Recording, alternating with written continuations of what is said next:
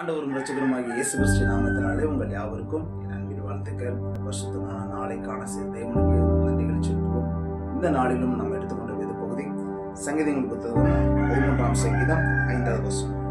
நான் உம்முடைய கிருபையின் மேல் நம்பிக்கையாக இருக்கிறேன், உம்முடைய இரட்சிப்பினால் என் இருதயம் களிகூரும். இங்கே பார்க்கிறோம், நான் உம்முடைய கிருபையின் மேல் என்ன பண்ணுகிறேன்? நம்பிக்கையா இருக்கிறேன்.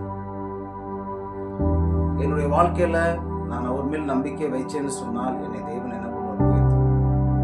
நான் அவர் மேல் நம்பிக்கை வச்சேன்னு சொன்னால் நான் வேண்டுதல் எல்லா காரியங்களையும் அவர் என்ன பண்ணுவார்? வாய்க்க செய்வார். நான் அவர் மேல் நம்பிக்கை வைத்தேன் சொன்னால் என்னுடைய எல்லா விண்ணப்பத்துக்கும் அவர் என்ன பண்ணுவார்? பதில் கொடுப்பாரு. முதலாவது அவர் நான் என்ன பண்ணுவேன்? விசுவாசிப்பேன், நம்பிக்கை வைப்பேன். எனக்காக என் தேவன் யாவையும் செய்து முடிப்பார் அப்படின்ற நம்பிக்கை எனக்குள்ளே காணப்பட்டுச்சு என்று சொன்னால் அந்த காரியம் நடந்தோம்னா நம்மளுடைய இறுதியை ஆட்டோமேட்டிக்காக என்ன பண்ணுவோம்? களி கூறும், அவரை போற்றி பாடும். எனக்கு இதுவரை செய்த எல்லா நன்மைக்காக, எல்லா உபகாரங்களுக்காக என் இருதயம் அவர் என்ன பண்ணுது? போற்றி பாடுது, அவரை துதிக்குது, அவருடைய நாமத்தை உயர்த்துது.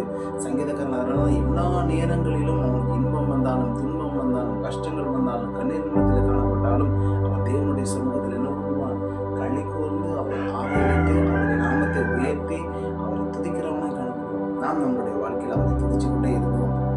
நாம் அவர் மேல் நம்பிக்கை வைத்துக் கொண்டே இருந்தோம் சொன்னால் நிச்சயமாய் சொல்றேன், எல்லா வேண்டுதலையும் எல்லா விண்ணப்பங்களையும் அவர் சீக்கிரத்தில் நிறைவேற்ற வல்லவராய். இந்த நாளில் எனக்காக அவர் என்ன பண்ணுவார்? யாரும் செய்து கொடுப்பார் என்று சொல்லி கண்களை மூடி நேசிக்கிற அன்பின் பொருளும் பிதாவே இந்த நாளில் கரங்களை போடுகிறேன். இந்த புஸ்தகமான நாளில் ஒரு பிரசனம் மகிமை எங்களோடு கூட இருக்கணும். நாங்கள் எப்பொழுதும் உங்கள் சமூகத்தில் களி கூர்ந்து துதிக்கிறவர்களாய் ஜெபிக்கிறவர்களாய் மாற்றுங்க. உங்கள் ஆசீர்வாதம் எங்களோடு கூட பாதுகாத்துக்கொள்ளுங்க. 3ஆம் இயேசு நல்ல பிதாவே, ஆமென்.